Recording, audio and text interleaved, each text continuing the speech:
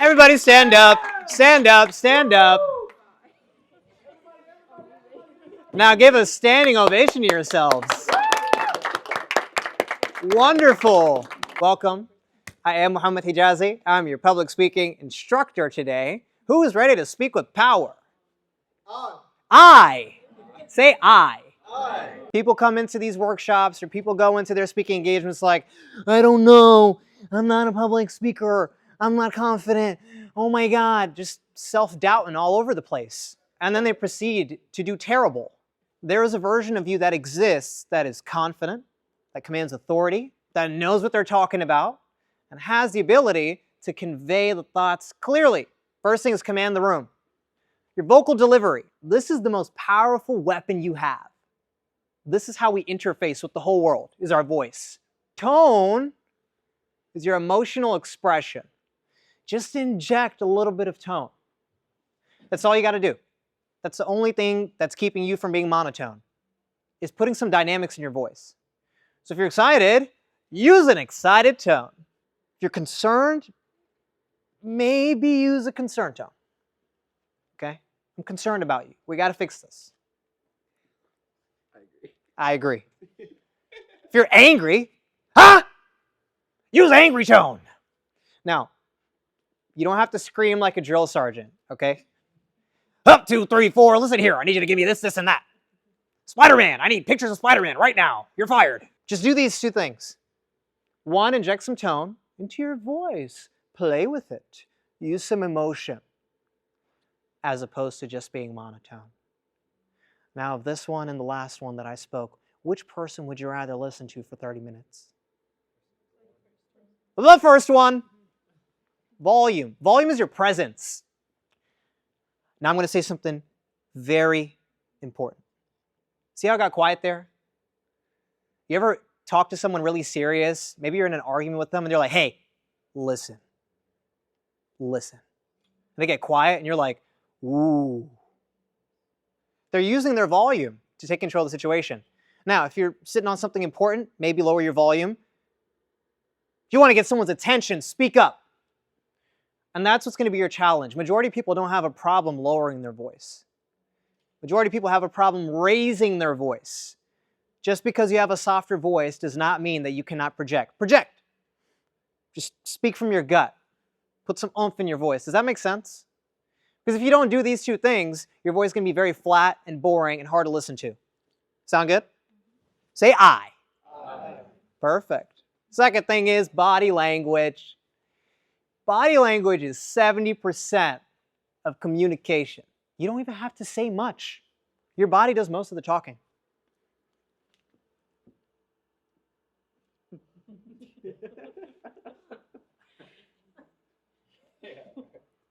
You hold pretty intense eye contact. I like that. What did that communicate?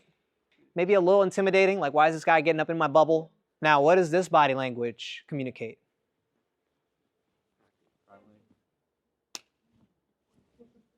See? Didn't even say anything. So use your body, okay? Use your hands, your arms, your face. Open up. 3 things. Eye contact, gestures, and posture, movement. If you don't look at your audience, they're not going to care about you. Does that make sense? You ever see someone giving a presentation and they're just reading from the slideshow like this? Never do that. Look at them. Look at them. If you know someone in the crowd, look at them and be like, what's up, Mazen? I see you. Look at someone that you know. Second thing is gestures. Gestures improve your clarity. There are 3 things I want you to note. These will help you sound better. Do you understand what I'm saying to you? See what I'm doing there? Just talk with your hands. Now, you're not going to be throwing out uncontrollable gestures. Just make sure that they're controlled so that they add to your presentation, not take away. Posture. Don't do this. But when you're in front of people, you want to tell a message that's powerful. Why would you do this? It just doesn't make sense. Open up. Open up. Don't be afraid, okay? You have all this space, and that includes movement. Do not just stand in one point. If I was just standing here the whole time, it'd be really boring. Move around, okay? Yes, that means go up to the other side as well, okay? Now, you're not going to peer into the soul of someone, but just a healthy glance. Connect. This is how you answer any question with no preparation. Are you ready? Say I. Aye. Woo! All right. Pause, gold star, and 1, 2, 3. Say it with me. Pause, gold star, and 1, 2, 3. Easy. This is it. You ready for the secret sauce? Pause. Just breathe, okay? That's the first step. Seriously. Why should we go with you for the position at our company? Because I'm the best at what I do. Oh my God, I got a 4.6 GPA and I was the class president. Chill. Just pause, okay? Breathe. And you can use 2 techniques. You can either say, that's a great question. Let me think about it. Give me a second to think about it. Just say that. That's confident. Great question. Let me think about it. And just sit there and think.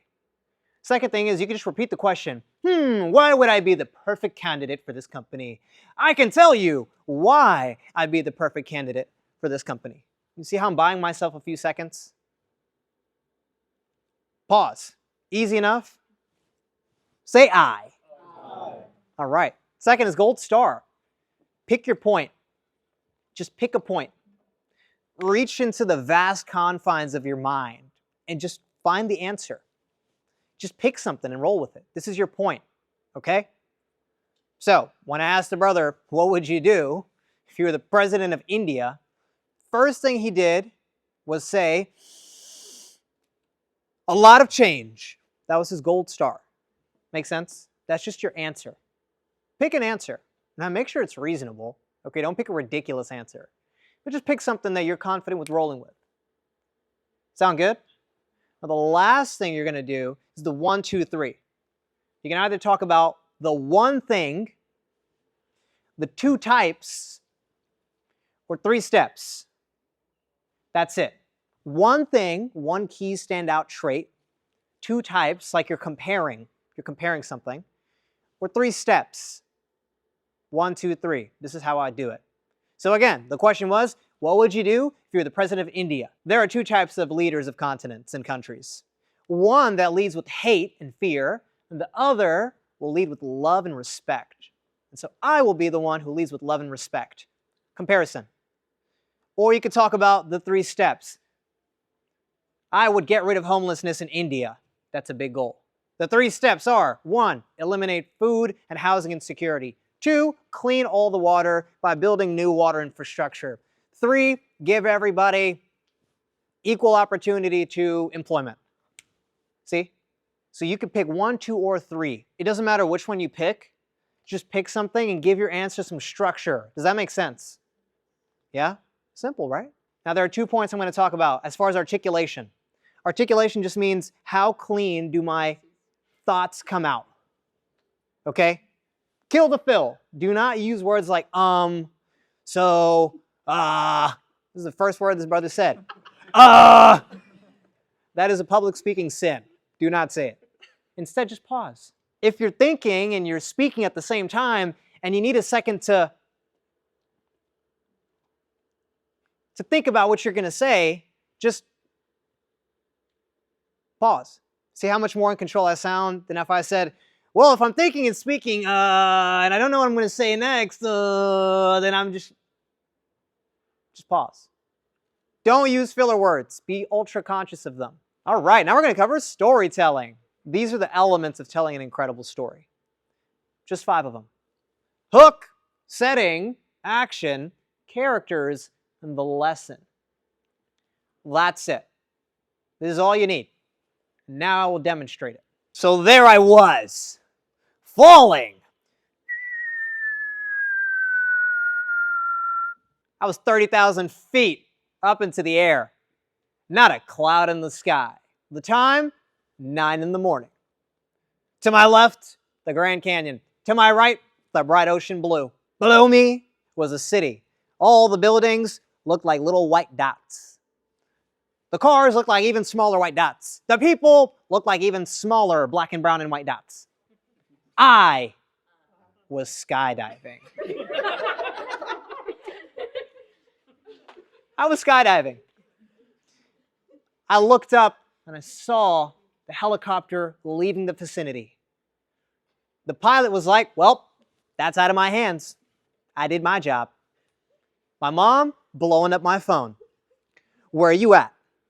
I need you to take the chicken out of the freezer. But I wasn't picking up that phone call because guess what? I was skydiving.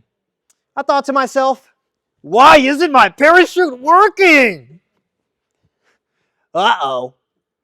So the lesson I learned as I breathed in my final moments of air was never cheap out on a skydiving package. Never buy the $50 package. Always buy the $500 package. Thank you, ladies and gentlemen.